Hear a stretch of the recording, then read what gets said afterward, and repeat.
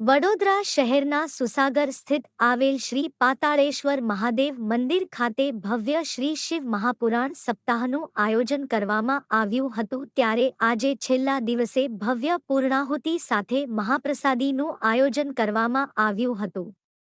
સુરેશભાઈ રસિકભાઈ મિસ્ત્રી પરિવાર તરફથી તારીખ 2 થી તારીખ 8 સુધી બપોરે 3 કલાકથી સાંજના 7 કલાક સુધી આ સપ્તાહનું આયોજન કરવામાં આવ્યું હતું।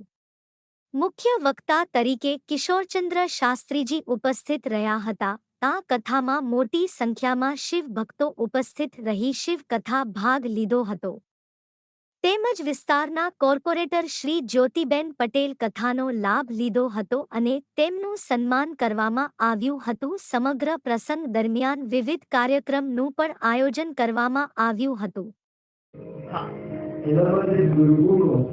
પાતાળેશ્વર મહાદેવ કી જય। આજે છેલ્લા 7 દિવસથી 2 તારીખથી પાતાળેશ્વર મહાદેવના પ્રધાનગઢમાં શિવ મહાપુરાણની કથાનું આયોજન કર્યું હતું। તે શરૂઆતથી ચાલુ જ છે। પહેલે દિવસથી પોથીયાત્રા નીકાળી હતી। શિવ મહાપુરાણની પોથીયાત્રા કરી હતી। બીજા પ્રસંગમાં શિવ પાર્વતી વિવાહનો પ્રસંગ ઉજવાયો। ત્યાર પછીના બીજે દિવસે ગણપતિનો જન્મદિવસ ઉજવાયો। અન્નકૂટ મહાપ્રસાદનું આયોજન કરેલું હતું।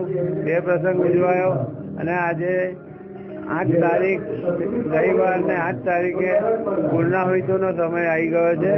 આજે કથાનું વિરામ થશે।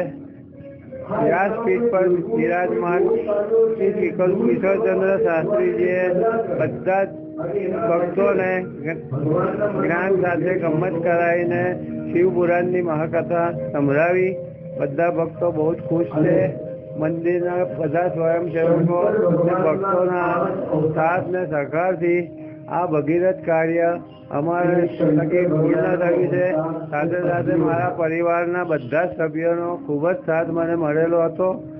એ બધાના સાથ અને સહકારની મહાદેવજીની કૃપાથી આજનો આ ભગીરથ કાર્ય પૂર્ણ થવાનો આજે પૂર્ણાહુતિનો દિવસ છે। બધા ભક્તો માટે મહાપ્રસાદીનો આયોજન બી કરેલું છે।